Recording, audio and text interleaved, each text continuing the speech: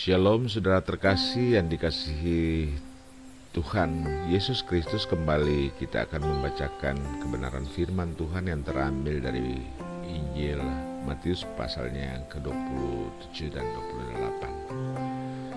28. Namun sebelumnya mari kita mohon tuntunan Roh Kudus agar kita dapat membaca firman ini, mendengarkan dan melaksanakannya itu dalam kehidupan kita hari lepas hari. Bapa dalam sorga, Bapa yang kami sapa di dalam satu nama Yesus Kristus adalah Tuhan dan Juru Selamat kami. Terima kasih Bapa, karena Engkau memberikan kami kesempatan untuk membaca lagi daripada kebenaran firman-Mu.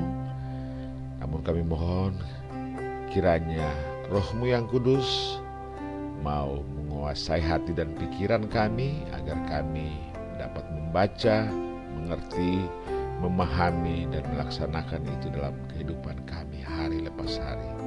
Berfirmanlah ya Bapa, karena kami telah siap untuk mendengarnya. Amin. Yesus diserahkan kepada Pilatus. Kematian Yudas. Ketika hari mulai siang, semua imam kepala dan tua-tua bangsa Yahudi berkumpul dan mengambil keputusan untuk membunuh Yesus. Mereka membelenggu Dia, lalu membawanya dan menyerahkannya kepada Pilatus, wali negeri itu. Pada waktu Yudas yang menyerahkan Dia melihat bahwa Yesus telah dijatuhi hukuman mati, menyesallah ia. Lalu ia mengembalikan uang yang 30 perak itu kepada imam-imam kepala dan tua-tua dan berkata, "Aku telah berdosa karena menyerahkan darah orang yang tak bersalah." Tetapi jawab mereka, "Apa urusan kami dengan itu? Itu urusanmu sendiri." Maka ia pun melemparkan uang perak itu ke dalam bait suci, lalu pergi dari situ dan menggantung dirinya. Imam-imam kepala mengambil uang perak itu dan berkata, "Tidak diperbolehkan memasukkan uang ini ke dalam peti persembahan, sebab ini uang darah." Sesudah berunding, mereka membeli dengan uang itu tanah yang disebut tanah tukang periuk untuk dijadikan tempat pekuburan orang asing. Itulah sebabnya tanah itu sampai pada hari ini disebut tanah darah. Dengan demikian genaplah firman yang disampaikan oleh Nabi Yeremia. Mereka menerima 30 uang perak, yaitu harga yang ditetapkan untuk seorang menurut penilaian yang berlaku di antara orang Israel. Dan mereka memberikan uang itu untuk tanah tukang periuk, seperti yang dipesankan Tuhan kepadaku. Yesus di hadapan Pilatus. Lalu Yesus dihadapkan kepada wali negeri, dan wali negeri bertanya kepadanya, "Engkaukah raja orang Yahudi?" Jawab Yesus, "Engkau sendiri mengatakannya."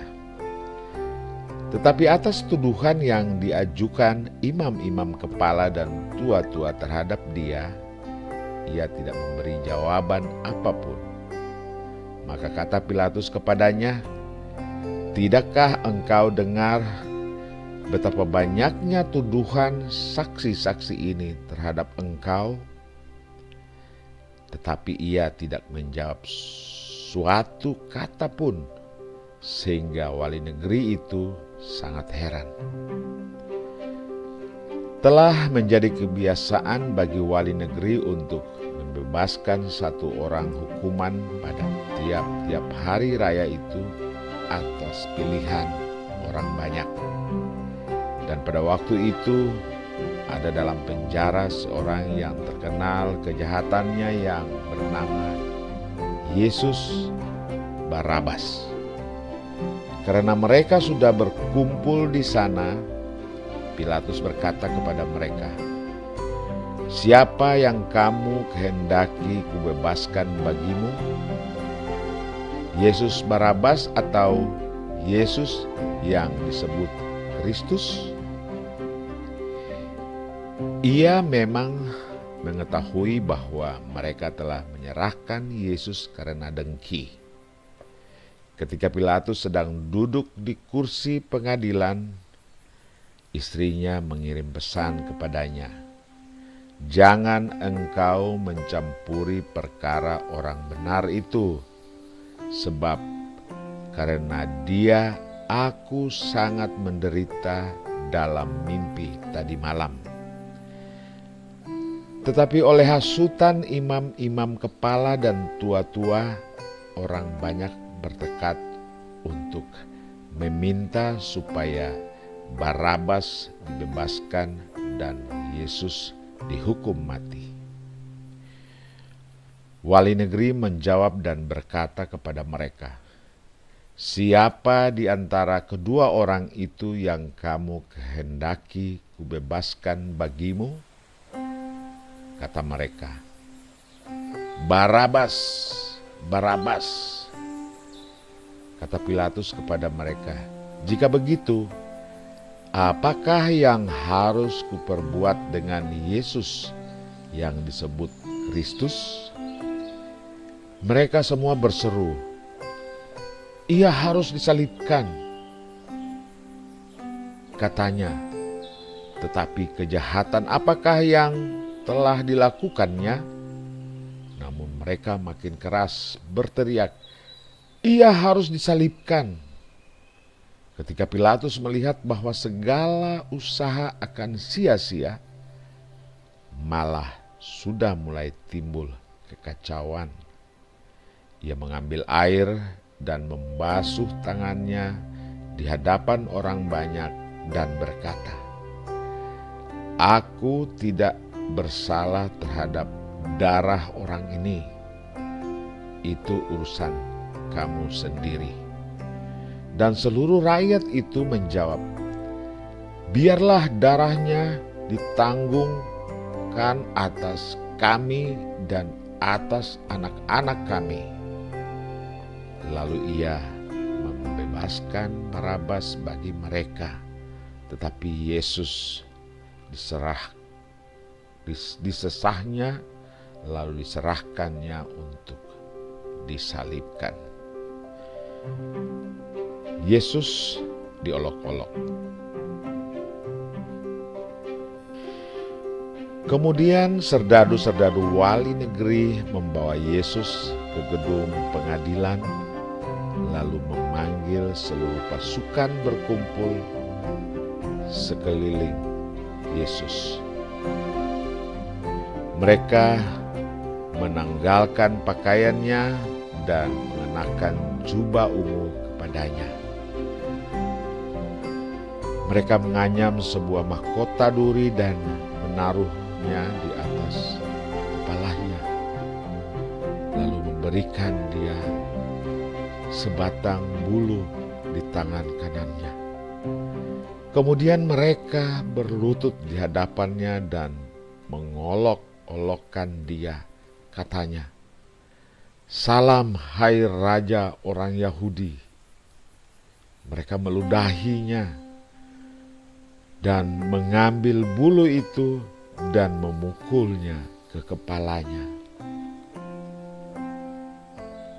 Sesudah mengolok-olokkan dia, mereka menanggalkan jubah itu daripadanya dan mengenakan pula pakaiannya kepadanya.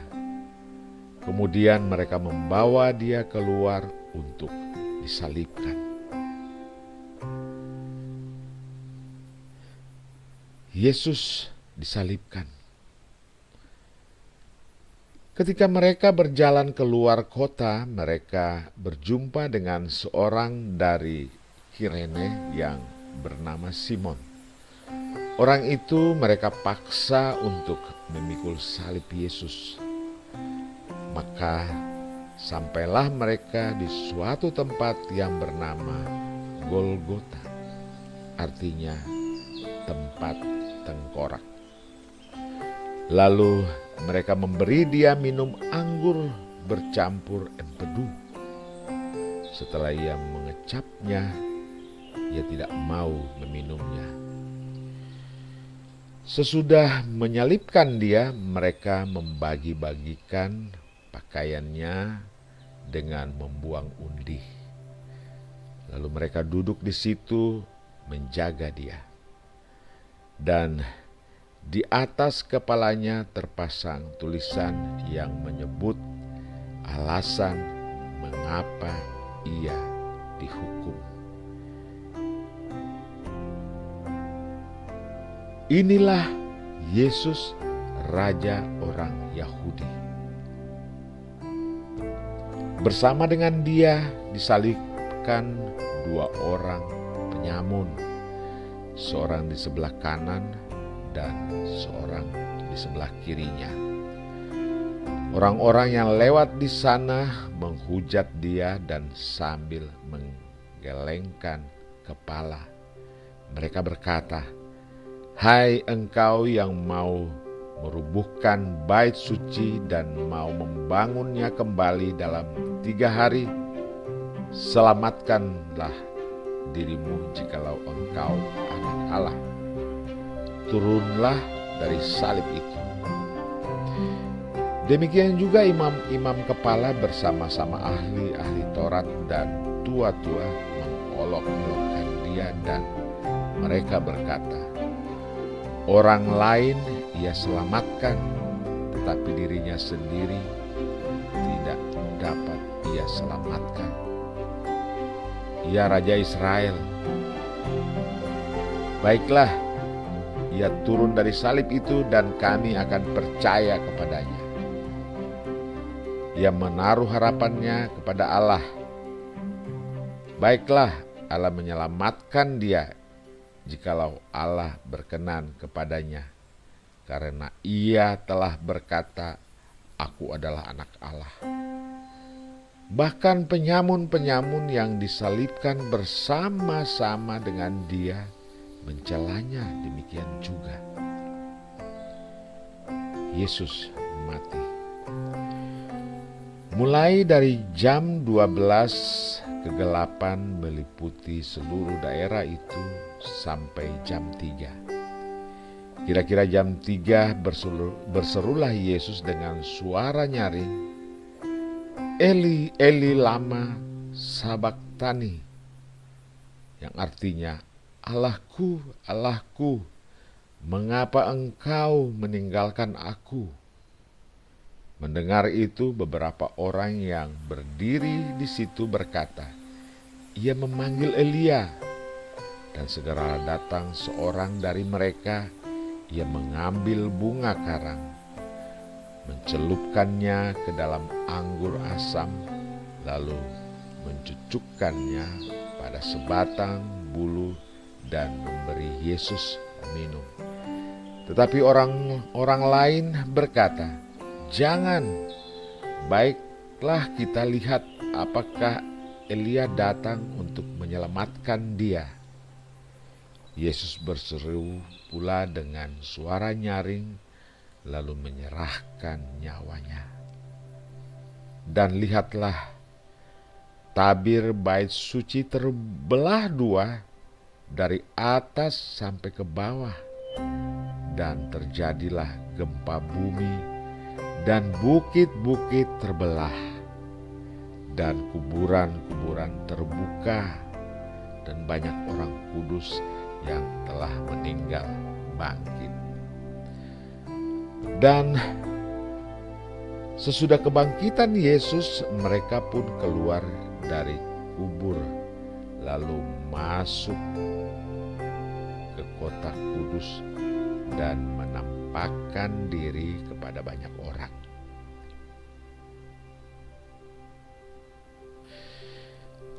Kepala pasukan dan prajurit-prajuritnya yang menjaga Yesus menjadi sangat takut ketika mereka melihat gempa bumi dan apa yang telah terjadi.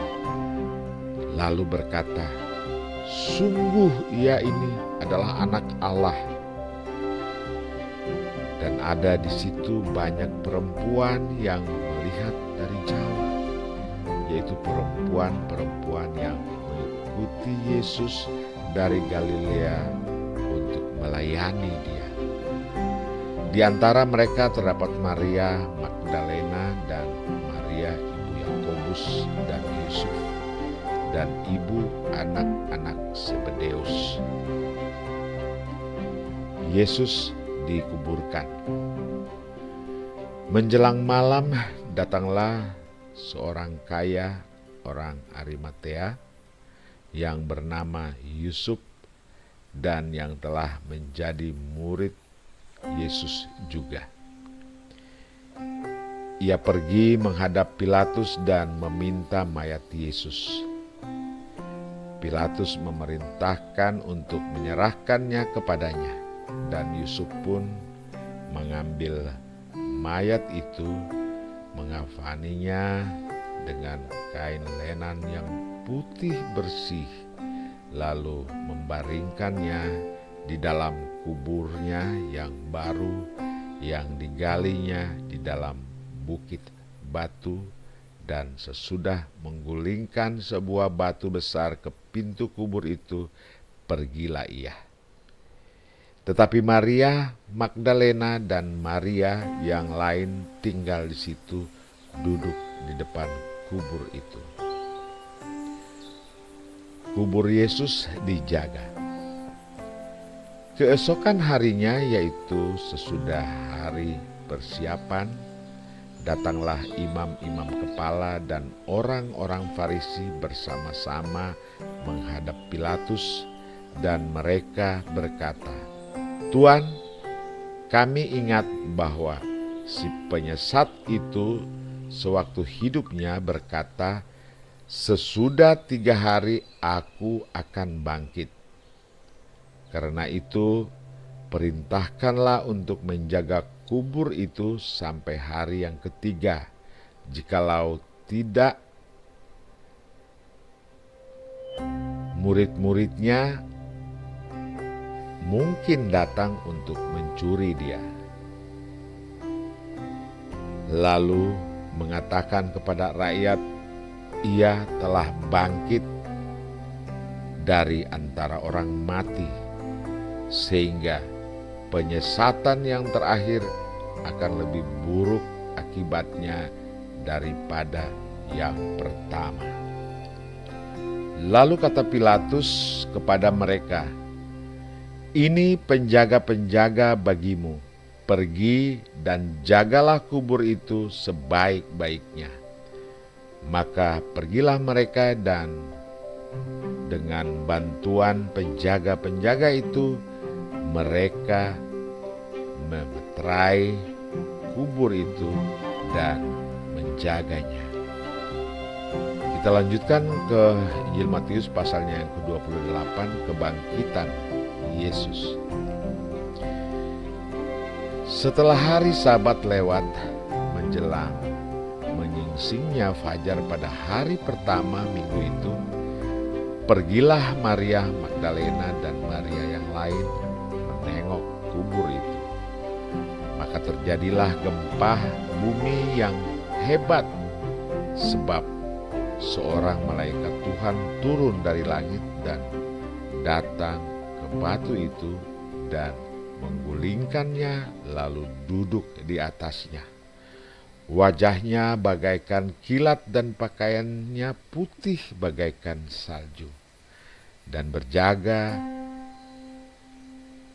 penjaga-penjaga itu gentar ketakutan dan menjadi seperti orang mati. Akan tetapi malaikat itu berkata kepada perempuan-perempuan itu, "Janganlah kamu takut, sebab aku tahu kamu mencari Yesus yang disalibkan itu. Ia tidak ada di sini, sebab ia telah bangkit, sama seperti yang telah dikatakannya. Mari lihat tempat ia berbaring, dan segeralah pergi dan katakanlah kepada murid-muridnya bahwa ia telah bangkit dari antara orang mati. Ia mendahului kamu ke Galilea, di sana kamu akan melihat dia. Sesungguhnya aku telah mengatakannya kepadamu." Mereka segera pergi dari kubur itu dengan takut dan dengan sukacita yang besar, dan berlari cepat-cepat untuk memberitahukannya kepada murid-murid Yesus. Tiba-tiba Yesus berjumpa dengan mereka dan berkata, "Salam bagimu."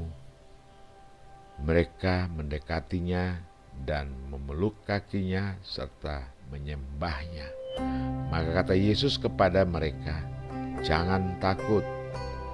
Pergi dan katakanlah kepada saudara-saudaraku supaya mereka pergi ke Galilea, dan di sanalah mereka akan melihat aku." Dusta Mahkamah Agama. Ketika mereka di tengah jalan, datanglah beberapa orang dari penjaga itu ke kota dan memberitahukan segala yang terjadi itu kepada imam-imam kepala. Dan sesudah berunding dengan tua-tua, mereka mengambil keputusan lalu memberikan sejumlah besar uang kepada serdadu-serdadu itu dan berkata, "Kamu harus mengatakan bahwa murid-muridnya datang malam-malam dan mencurinya ketika kamu sedang tidur. Dan apabila hal ini kedengaran oleh wali negeri, kami akan berbicara dengan dia, sehingga kamu tidak beroleh kesulitan apa-apa." Mereka menerima uang itu dan berbuat seperti yang dipesankan kepada mereka. Dan cerita ini tersiar di antara orang Yahudi sampai sekarang ini. Perintah untuk memberitakan Injil. Dan ke-11 murid itu berangkat ke Galilea, ke bukit yang telah ditunjuk Yesus kepada mereka. Ketika melihat dia, mereka menyembahnya. Tetapi beberapa orang ragu-ragu. Yesus mendekati mereka dan berkata, "Kepadaku telah diberikan segala kuasa di sorga dan di bumi. Karena itu pergilah, jadikanlah semua bangsa muridku, dan baptislah mereka dalam nama Bapa dan Anak dan Roh Kudus. Dan ajarlah mereka melakukan segala sesuatu yang telah kuperintahkan kepadamu. Dan ketahuilah, aku menyertai kamu senantiasa sampai kepada akhir zaman." Demikianlah pembacaan firman Tuhan pada hari ini. Kiranya firman Tuhan yang telah dibacakan, didengarkan, dan dihayati bisa menjadi bagian yang selalu mendorong kita untuk semakin dekat, semakin akrab, semakin bersyukur kepada Yesus karena kasih karunia Allah Bapa di dalam Yesus sungguhlah besar, tiada terbatas bagi siapapun, sehingga Ia sangat mengasihi semua umat manusia. Maka Ia rela mengutus anaknya yang tunggal turun ke dalam dunia untuk menjalankan misi keselamatan, mengorbankan nyawanya di atas kayu salib demi menghapus dosa kita. Puji dan syukur yang sangat tinggi kami panjatkan kepadamu Allah Bapa di sorga. Karena dengan kematian ini, dengan pengorbanan Yesus di atas kayu salib, dengan iman kita yakin bahwa kita telah diselamatkan. Dan kita akan bersama-sama orang-orang beriman di dunia dan akan diangkat bersama-sama dengan orang beriman untuk berkumpul di sorga. Oh haleluya. Yang jelas kita telah menerima Dia, menerima kasih karunia-Nya. Kita harus melaksanakan segala perintah-perintah firman Tuhan, firman kebenaran yang telah Ia kabarkan selama Ia berada bersama-sama kita 2000 tahun yang lalu. Terpujilah namamu Yesus Kristus, Tuhan dan Juru Selamat kami. Glory, haleluya. Amin.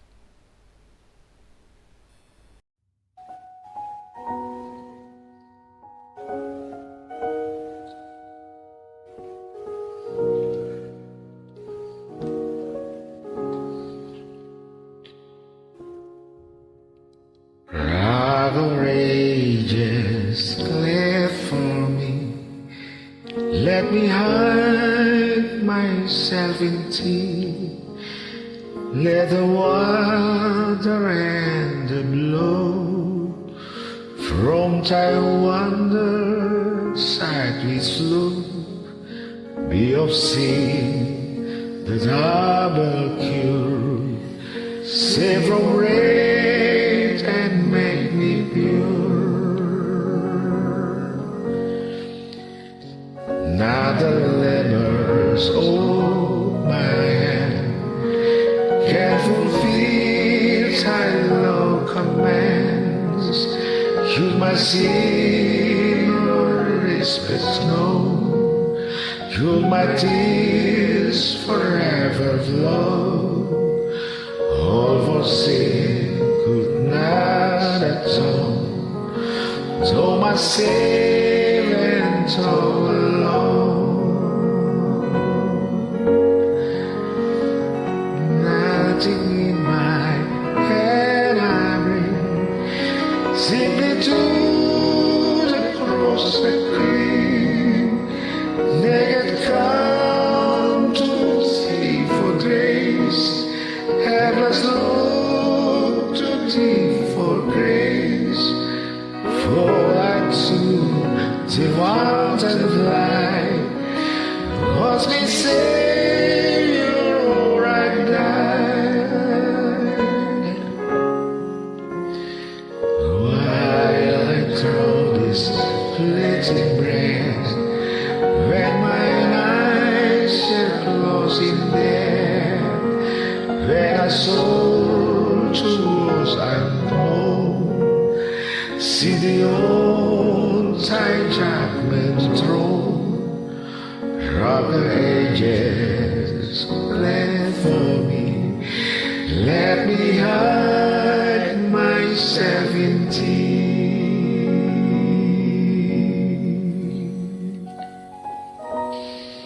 Haleluya.